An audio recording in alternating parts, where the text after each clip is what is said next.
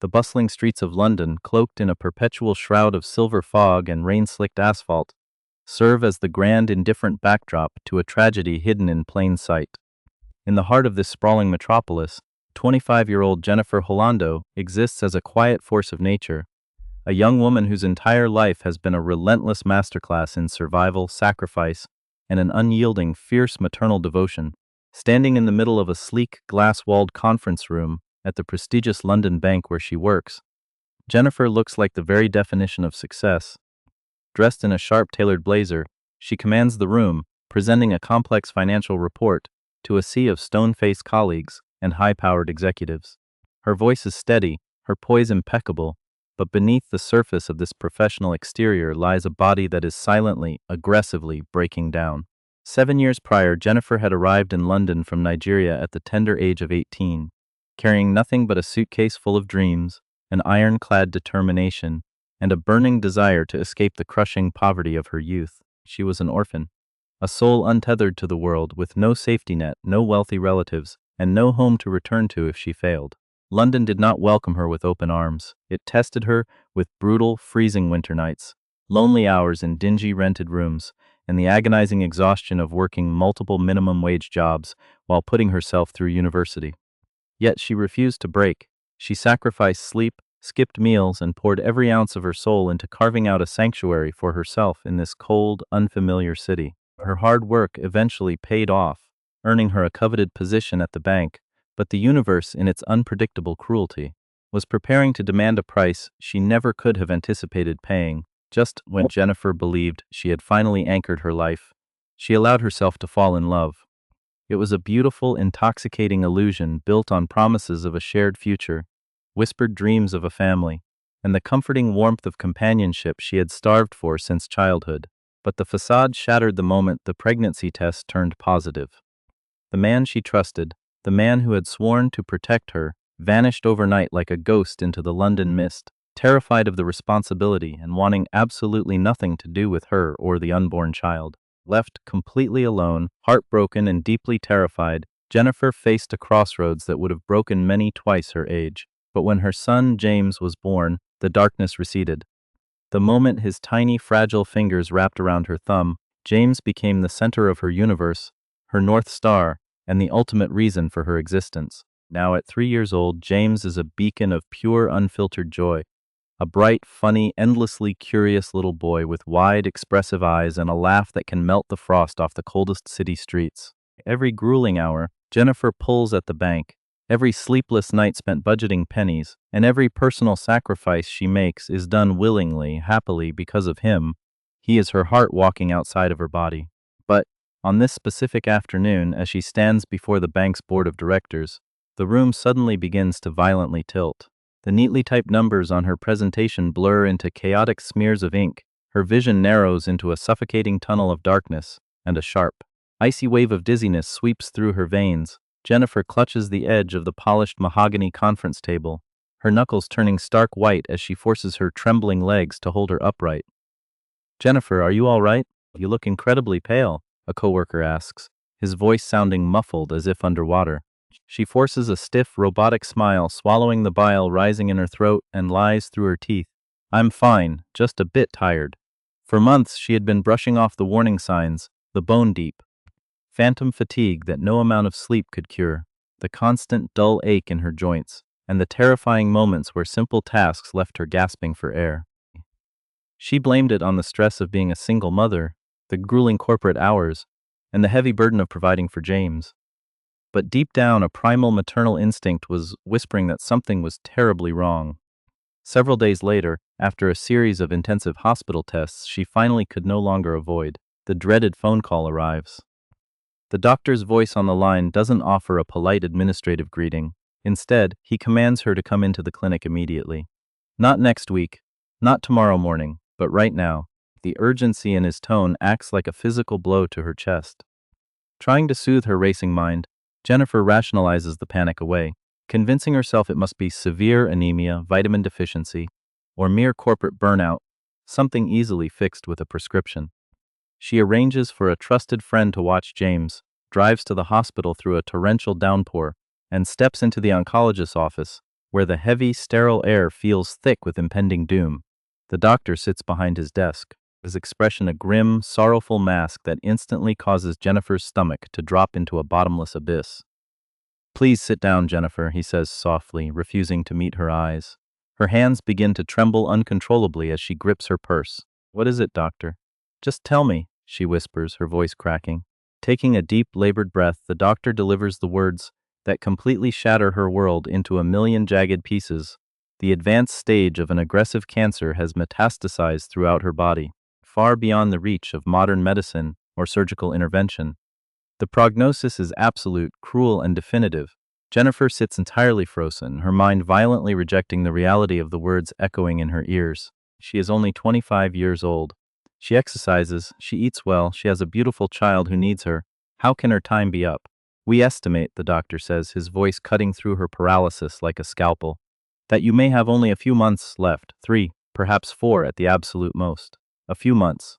The sentence repeats in her mind, a deafening, rhythmic death toll. She leaves the hospital in a trance, walking out into a city that suddenly feels completely alien. People are laughing, hailing taxis, and rushing to dinner, completely unaware that a young mother's world has just ended. Sitting inside her parked car, she collapses over the steering wheel, crying harder than she ever has in her life. She isn't crying for herself. Death is inevitable, a debt everyone must pay. She is crying because of the terrifying, agonizing question that now haunts her soul. Who will take care of her 3-year-old son when she is gone? Who will protect an orphan child with no family in a world full of predators and cold hearts? Meanwhile, in a parallel universe of unimaginable luxury, just a few floors away in the VIP wing of the exact same hospital, another life is quietly, desperately ticking away. This is the world of Maxwell Mukunda, a 42-year-old tycoon and one of the wealthiest, most formidable businessmen in the United Kingdom. Maxwell is a man who moves markets with a single signature. His global oil empire spans across multiple continents. His private jets sit perpetually fueled on tarmacs waiting for his whim, and his opulent, heavily guarded estates stretch from the historic streets of London to the sun-drenched skylines of Dubai. Financial magazines routinely plaster his stoic face on their covers, hailing him as a ruthless genius, while the elite envy his boundless lifestyle and respect his absolute power.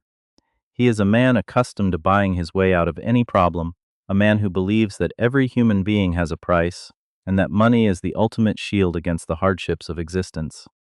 Yet, as he lies in a hyper-luxurious hospital bed surrounded by state-of-the-art medical monitors and a team of the world's most expensive specialists, Maxwell is realizing the ultimate bitter truth.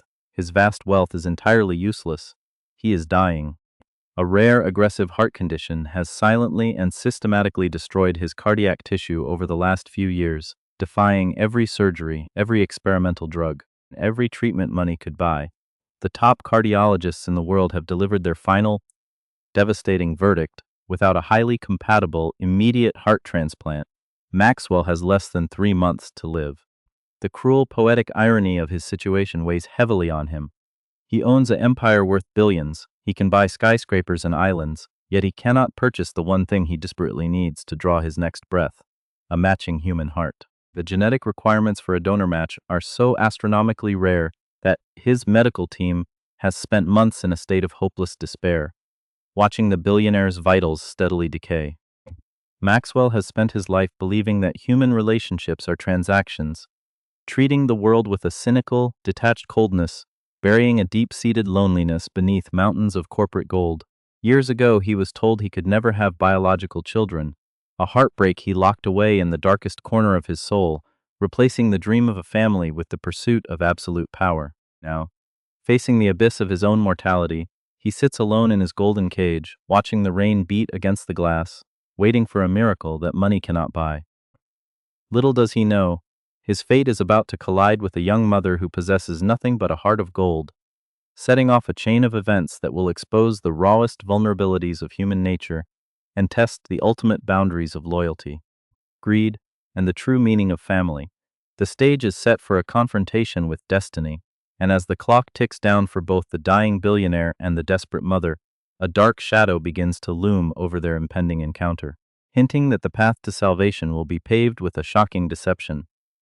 The clinical, sterile odor of the hospital's executive ward, does nothing to ease the suffocating tension building within Maxwell Mukunda's private suite. It is a quiet afternoon when the lead transplant surgeon bursts through the double doors, his face flushed with a mixture of disbelief and profound relief, carrying a medical file that holds the literal key to Maxwell's survival. "We found a match, Maxwell," the doctor breathes out, the words hanging in the expensive air like a lifeline thrown to a drowning man. Maxwell stares, his cynical mind instantly calculating the odds, his hardened exterior cracking just enough to betray the frantic hammering of his failing heart. When he demands to know the price, expecting a staggering multi-million-pound negotiation from some desperate family, the doctor delivers a truth that completely upends the billionaire's worldview. The donor is a 25-year-old terminally ill woman who has voluntarily signed over her organs, and she is adamantly refusing a single penny of financial compensation.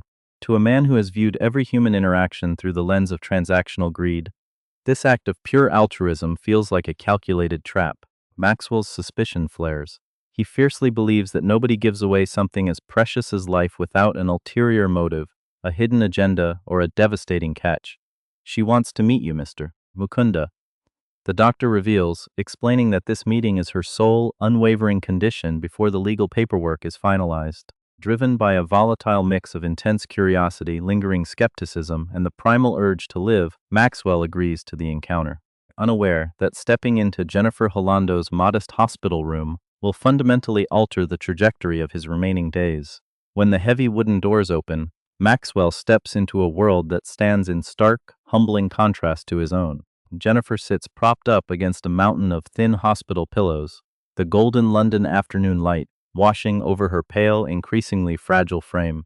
The ravages of the aggressive disease are undeniably visible in the hollows of her cheeks and the IV lines anchoring her to the medical monitors, yet her eyes possess a brilliant, untamed warmth and an absolute, terrifying peace that completely disarms the cynical tycoon. As Maxwell stands frozen by her bedside, overwhelmed by the profound injustice of a vibrant 25-year-old mother dying while a wealthy middle-aged man is allowed to buy more time, tears of rare, genuine emotion well in his eyes. Witnessing his distress, it is Jennifer who gently breaks the silence, smiling softly, and telling him that he doesn't have to cry, expressing a quiet happiness that her heart can grant someone else a second chance at life. This breathtaking display of selflessness shatters Maxwell's defenses, and over the course of the next hour, their conversation strips away their vastly different social statuses, leaving only two human souls facing the edge of existence. Jennifer speaks passionately of her journey from Nigeria, her grueling bank career, and the ultimate pride of her life, her 3-year-old son, James. But when Maxwell inquires about the boy's father, the fragile peace in the room shatters, replaced by a cold, haunting vulnerability as Jennifer confesses that they are entirely alone in the world, and that her only true terror is leaving her innocent child to the fickle whims of an indifferent fate.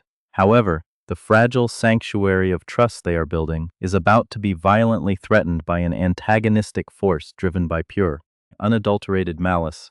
Enter Richard Sterling, Maxwell's ambitious, cold-hearted chief legal officer and second-in-command at the oil conglomerate. Richard is a man who views Maxwell's impending demise not with sorrow, but as a golden, long-awaited ladder to absolute corporate power. For years, Richard has played the role of the loyal hound, silently building alliances with corrupt board members, waiting for the perfect moment to seize control of the multi-billion-pound empire. When Richard catches wind of the potential heart transplant, panic and fury ignite within him. A successful surgery means Maxwell survives, effectively crushing Richard's dreams of taking the corporate throne. Sneaking into the hospital under the guise of delivering urgent executive paperwork, Richard corners Jennifer when Maxwell is away undergoing routine scans. The corporate villain reveals his true, monstrous face, sneering at her humble background and venomously accusing her of being a manipulative grifter trying to blackmail a dying billionaire into funding her child's life. He flashes a predatory smile, subtly threatening to tie up her estate in endless legal battles and ensure her son is thrown into the most broken, destitute sectors of the state foster system if she doesn't sign a non-disclosure agreement and back away from Maxwell. Despite her failing physical strength, the fierce, protective maternal instinct within Jennifer flares to life. She looks directly into Richard's cold, greedy eyes, refusing to show a single shred of fear, her voice steady and resolute as she tells him that no amount of corporate intimidation will ever stop her from securing her son's safety. She sees right through his villainous facade, recognizing that his threats are born out of a desperate, pathetic fear of losing power. Richard leaves the room in a quiet, trembling rage, realizing that this fragile woman possesses an unbreakable spirit that cannot be bought or broken by standard corporate thuggery.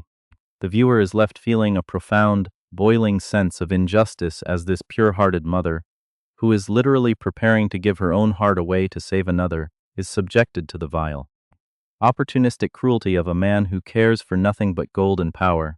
Yet, as Richard storms down the hospital corridors, plotting a darker, far more sinister scheme to sabotage the arrangement, the tension reaches a fever pitch.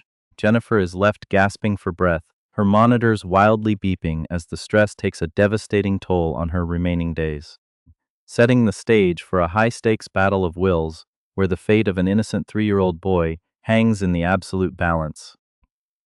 The darkness enveloping Jennifer Holando's hospital room grows heavier with each passing day. As the physical toll of her illness combines with the psychological terror inflicted by Richard Sterling's venomous threats, Richard, entirely consumed by his insatiable greed and the intoxicating proximity of absolute corporate power, decides that passive intimidation is no longer enough. If Maxwell Mukunda survives this transplant, Richard's carefully constructed empire of lies, backroom deals, and embezzled corporate funds will be instantly exposed to the light of day. To ensure Maxwell's death, Richard initiates a sinister, multi-layered sabotage campaign from the shadows. He uses his executive clearance to access the hospital's secure network, covertly altering the legal documentation surrounding the guardianship of 3-year-old James. With a few cold strokes of a keyboard, Richard manipulates the system to ensure that upon Jennifer's death, James will not be transferred to Maxwell's custody, but will instead be flagged by the state as an abandoned child of an illegal immigrant, guaranteeing the boy is swallowed up by a distant, broken state orphanage system where he can never be found.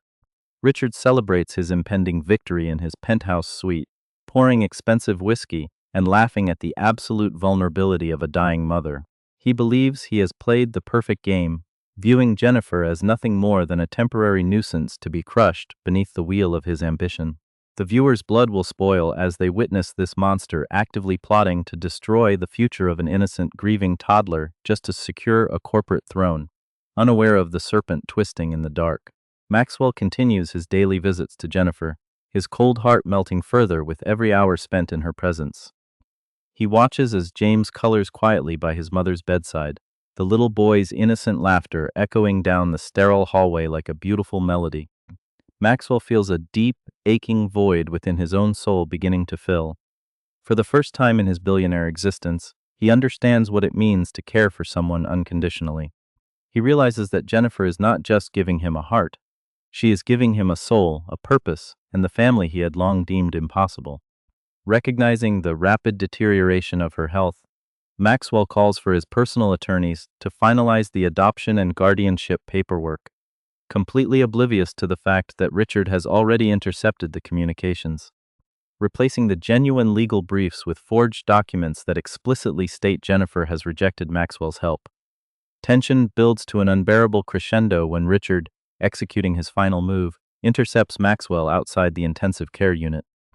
With a masterfully faked expression of sorrow and gravity, Richard hands Maxwell the altered files, lying to his face that Jennifer was caught trying to sell her story to the tabloids for millions and had demanded a secret payout, failing which she would withhold her consent for the organ donation. Richard's true, hideous face is fully masked as a loyal protector, leaving Maxwell reeling in a state of profound shock and sudden, crushing betrayal, wondering if the only woman he ever trusted was nothing more than a brilliant, manipulative actress.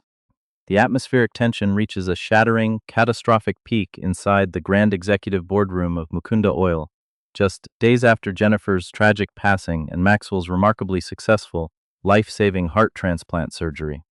Maxwell sits at the head of the massive obsidian conference table, his chest rising and falling with the powerful, steady beat of Jennifer's heroic heart. His face is a pale, unreadable mask of grief and buried confusion. At his right hand stands Richard Sterling, radiating an insufferable, triumphant arrogance. Richard has called an emergency meeting of the entire board of directors, fully prepared to execute his final coup d'état. He stands before the executives, confidently holding aloft the forged documents, and theatrically announces that Maxwell's emotional vulnerabilities during his illness have compromised his leadership. Richard boldly claims that Maxwell attempted to illegally divert millions in corporate assets to an undocumented immigrant under the guise of an adoption scheme. He mockingly displays a state-issued order declaring that little James has already been seized by social services and placed into a high-security state facility, completely cut off from the billionaire's reach. Richard sneers directly at Maxwell, practically tasting the absolute victory he has chased for a decade.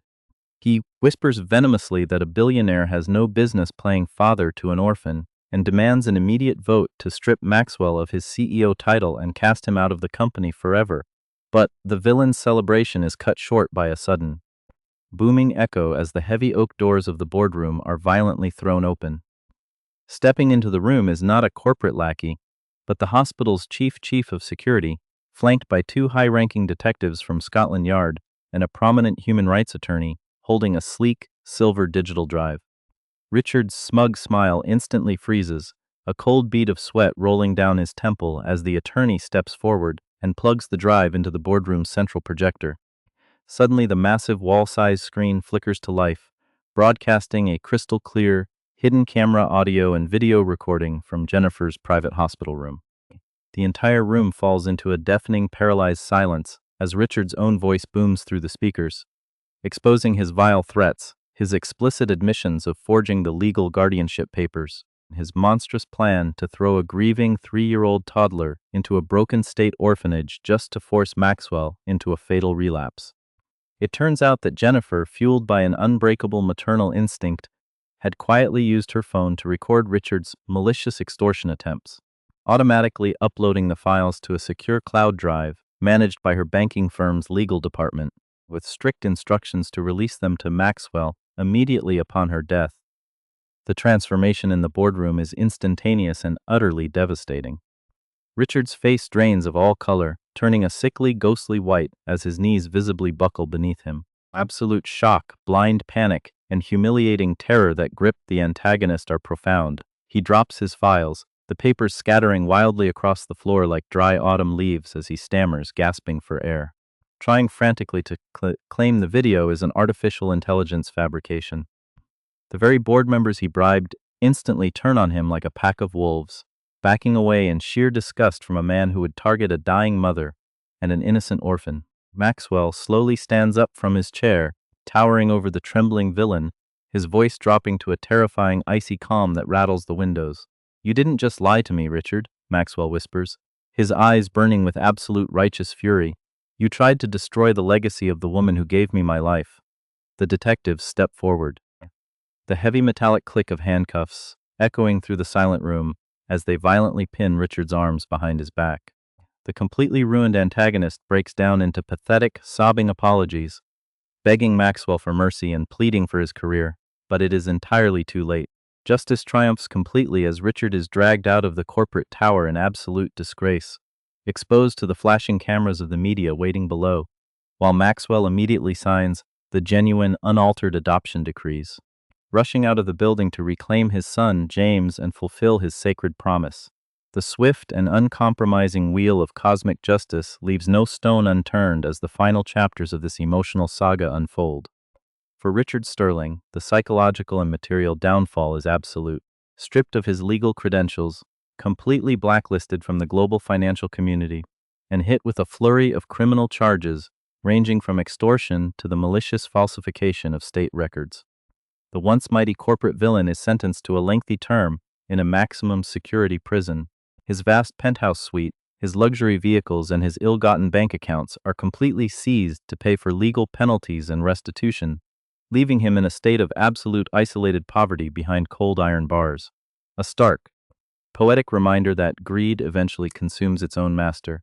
Meanwhile, the life of little James and Maxwell changes in the most beautiful, transcendent way imaginable. Safe in Maxwell's arms, James grows up surrounded not just by the billionaire's immense wealth, but by a boundless, fierce paternal love that protects him from every storm. Maxwell honors Jennifer's final wish every single day, keeping her memory vibrantly alive through shared stories, photographs, and their sacred weekly visits to her resting place. The billionaire, who once believed that money could buy everything, discovers that his true priceless fortune is found in the simple, profound joy of fatherhood.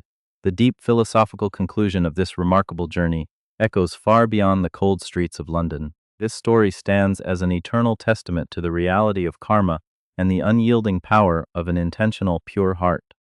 It reminds us that family is not merely a matter of biological bloodlines, but a sacred bond forged by those who choose to be intentionally present, loving, and fiercely protective of one another. Jennifer's physical life ended at 25, yet her magnificence legacy thrives. Her heart continues to beat